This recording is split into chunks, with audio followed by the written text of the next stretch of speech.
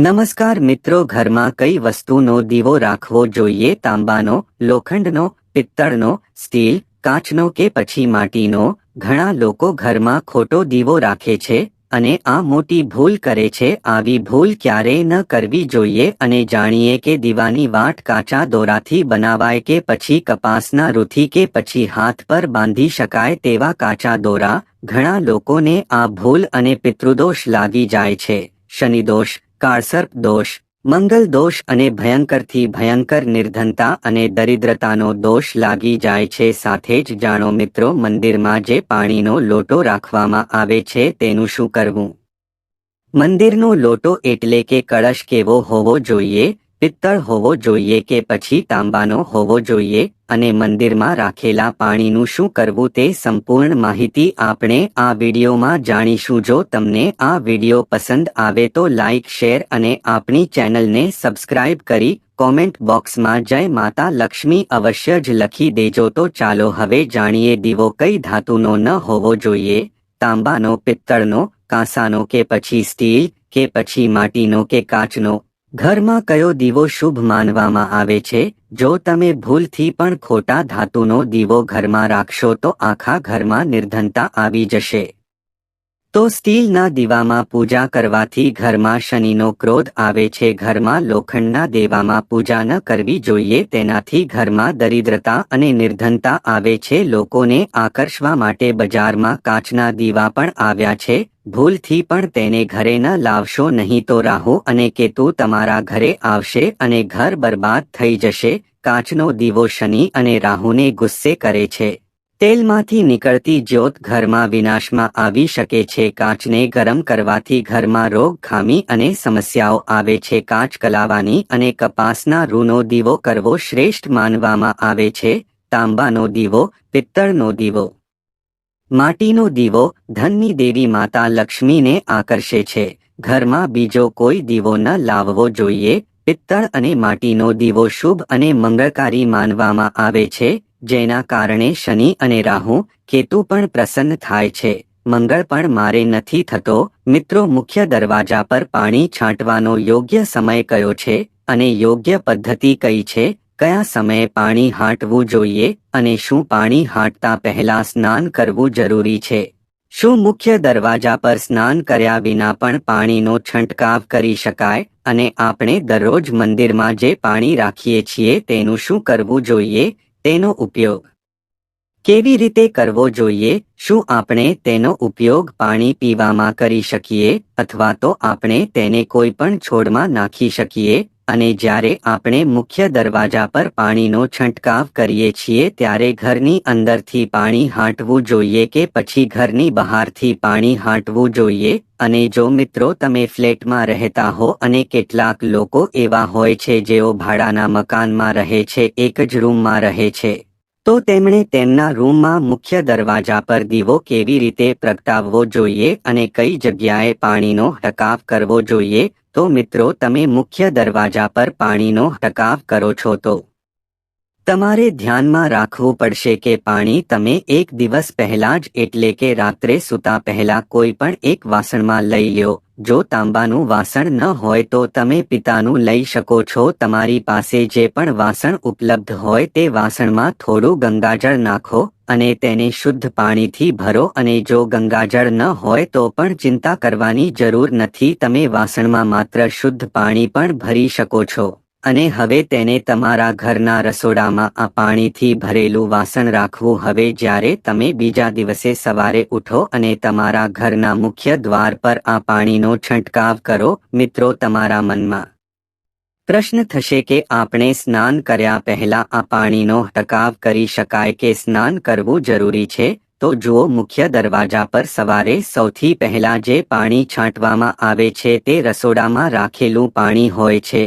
આ એક રીતે ઉપાયના હેતુથી કરવામાં આવે છે. જો ઘરમાં કોઈ પણ પ્રકારની સમસ્યા હોય, કોઈ પણ પ્રકારની પીડા, દુઃખ, દર્દ, નિર્ધનતા છે, જેનો અર્થ છે કે તમે કોઈ પણ પ્રકારની નકારાત્મક ઉર્જાથી પરેશાન છો, જો તમે લાંબા સમયથી સમસ્યાઓથી ઘેરાયેલા હોવ તો તેને ઘરના રસોડામાં રાખવામાં આવે છે અને આ પાણીને સવારે ઘરના મુખ્ય દ્વાર પર છાંટવામાં આવે છે. આ પાણીનો છંટકાવ કરવાથી તમારા ઘરની કોઈ પણ સમસ્યા ઝડપથી દૂર થઈ જાય છે. આ ઉપાય કરવાથી તમારા ઘરમાં સુખ અને સમૃદ્ધિ આવે છે અને દરેક સમસ્યાઓમાંથી મુક્તિ મળે છે. તો આ છે ઘરની બધી સમસ્યાઓથી છુટકારો મેળવવાનો રામબાણ અને સૌથી સરળ ઉપાય, જેનું વર્ણન આપણા શાસ્ત્રમાં પણ કરવામાં આવ્યું છે. તેથી તમારા ઘરના રસોડામાં પાણીનો આ વાસણ રાખવું જ જોઈએ. તેને રાત્રે પાણીથી ભરીને અને સવારે વહેલા ઉઠ્યા પછી તે જ પાણી તમારા ઘરના મુખ્ય દ્વાર પર છાંટો. હવે ઘણા લોકોના મનમાં સવાલ થાય છે કે આ પાણીને ઘરના મુખ્ય દરવાજા પર કયા સમયે છાંટવું જોઈએ? તો જુઓ કે સવારે સૂર્યોદય પહેલા, એટલે કે સૂર્ય ઉગે તે પહેલા આ પાણી તમારા ઘરના મુખ્ય દરવાજા પર છાંટવું જોઈએ.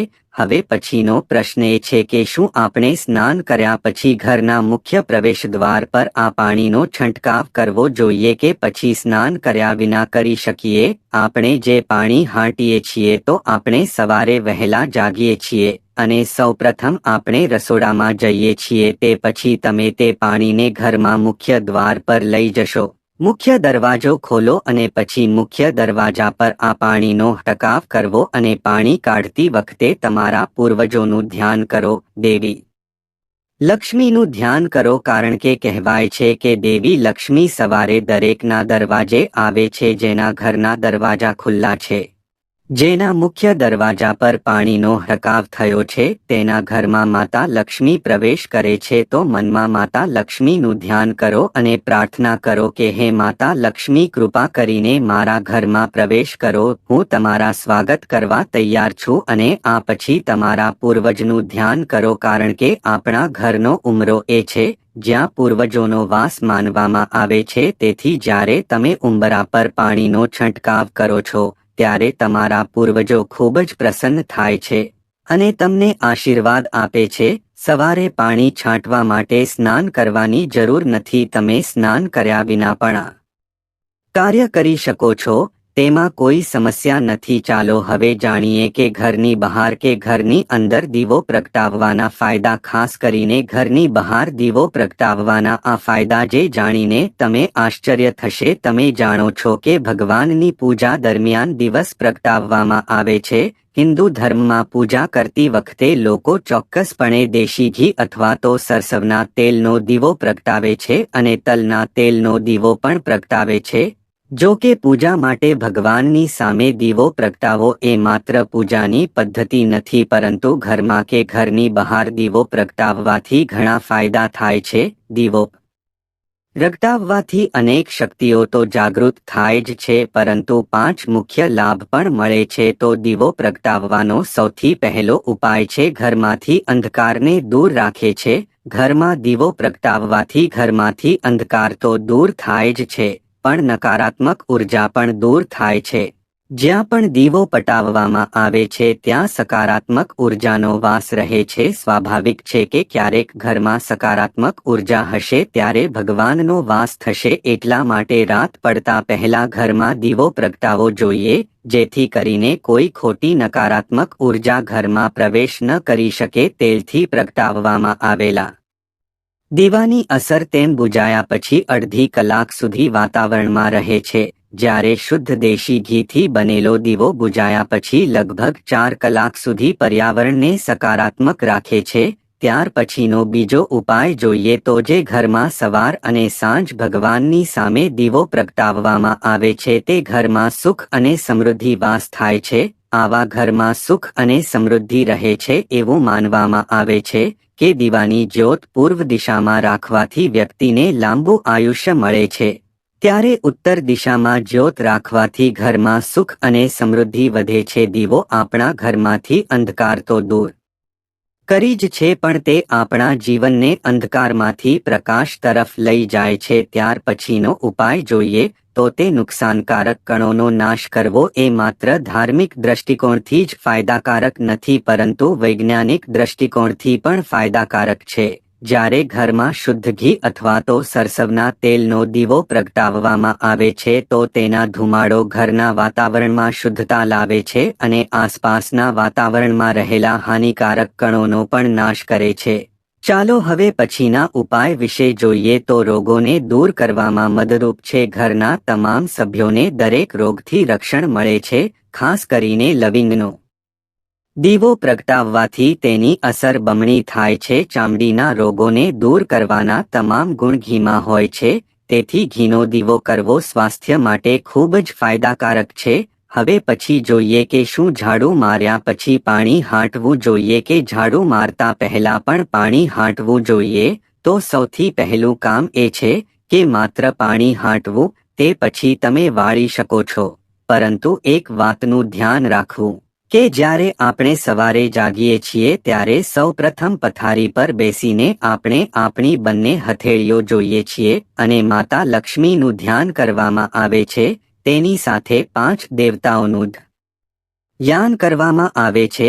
કયા 5 દેવો? માં દુર્ગા, ભગવાન શિવ, ભગવાન શ્રી હરિ વિષ્ણુ, ભગવાન ગણપતિ અને ભગવાન સૂર્યદેવ છે. આપણે ફક્ત આપણા હાથમાં હથેળીમાં 5 દેવોનું ધ્યાન કરીએ છીએ. આ પછી તમારા ઇષ્ટદેવ અને તમારી હથેળીમાં રહેલા 5 દેવતાઓનું ધ્યાન કરો. તે પછી હાથ જોડીને બધા દેવી દેવતાઓને નમસ્કાર કરો અને પછી તમારા હાથથી ધરતી માતાને સ્પર્શ કરો અને તેમને પરિણામ કરો. આ પછી તમારો જમણો પગ ધરતી પર મૂકો. બાકી ઇતના તમામ કામો તે પછી જ થશે. તે પછી જ તમે પાણીનો ટકાવ કરશો. મતલબ કે સવારે ઉઠ્યા પછી સૌપ્રથમ હથેળીઓ તરફ જુઓ, પછી ધરતી માતાને પ્રણામ કરો, પછી ધરતી માતા પર પગ મૂકો અને પછી તમારે રસોડામાં જઈને પાણી લેવાનું છે અને ઘરના મુખ્ય દરવાજા ખોલીને પાણીનો છંટકાવ કરવો પડશે. અને ઘણા લોકોએ સવાલ કર્યા છે કે અમે ફ્લેટમાં કે ભાડાના રૂમમાં રહીએ છીએ, જો એક જ રૂમમાં હોય તો આપણે પાણીનો ટકાવ ક્યાં કરવો જોઈએ અને દીવો પણ કઈ જગ્યાએ પ્રગટાવવો જોઈએ, કઈ જગ્યાએ મુખ્ય દરવાજો ગણવો જોઈએ? તો જુઓ, તમારો પોતાનો રૂમ હોય કે તમારો ફ્લેટ, જ્યાં તમારી નેમ પ્લેટ લગાવેલી હોય, તમે તે જગ્યાએ દીવો કરી શકશો અને તમારે તે જગ્યાએ પાણી હાંટવાનું છે. મતલબ કે જો એક જ રંગવાળું ઘર હોય તો તમારા રૂમનો દરવાજો છે ત્યાં જ તમારે થોડું પાણી હાંટવું પડશે અને ત્યાં જ તમારે દીવો પણ કરવો પડશે. મુખ્ય દરવાજા સંબંધિત ઉપાયો તમારા ઘરના દરવાજા પાસે એટલે કે તમારા રૂમની નજીક કરવામાં આવશે. અને પછીનો પ્રશ્ન એ છે કે જે પાણી આપણે મંદિરમાં રાખીએ છીએ તે રાખવું જરૂરી છે અને જો આપણે રાખીએ તો તે પાણીનો શું કરવું? તો જુઓ, મંદિરમાં પાણી રાખવું ખૂબ જ જરૂરી છે. પાણી એક એવી વસ્તુ છે જેમાં તમામ પ્રકારની ઉર્જા સમાઈ જાય છે. તેથી જ્યારે પણ આપણે ત્યાં પૂજા કરીએ, મંત્રનો જાપ કરીએ અથવા તો પ્રાર્થના કરીએ, આપણા પોતાના મનમાં છે તે બધું ભગવાન દ્વારા તે પાણીમાં સમાઈ જાય છે. તેથી પૂજા કરતા પહેલા ઘરના મંદિરમાં પાણીનો લોટો રાખવામાં આવે છે અને ત્યારબાદ દીવો પ્રગટાવવામાં આવે છે. એક રીતે જોઈએ તો અગ્નિ અને પાણી વચ્ચે સંતુલન છે અને તેથી શાસ્ત્રો અનુસાર ઘરના મંદિરમાં હંમેશા પાણીનો લોટો હોવો જોઈએ અને દીવો પણ પ્રગટાવવો જોઈએ. તો હવે આપણે પાણીનું શું કરવું જોઈએ? તો જ્યારે આપણે આ પાણી રાખીએ છીએ એટલે કે પૂજા આપણે સવારે કરીએ છીએ, સવારની પૂજાના સમયે એ પાણી રાખવામાં આવે છે, તો સ્નાન વગેરે કર્યા પછી તે પાણી લેવાનું છે.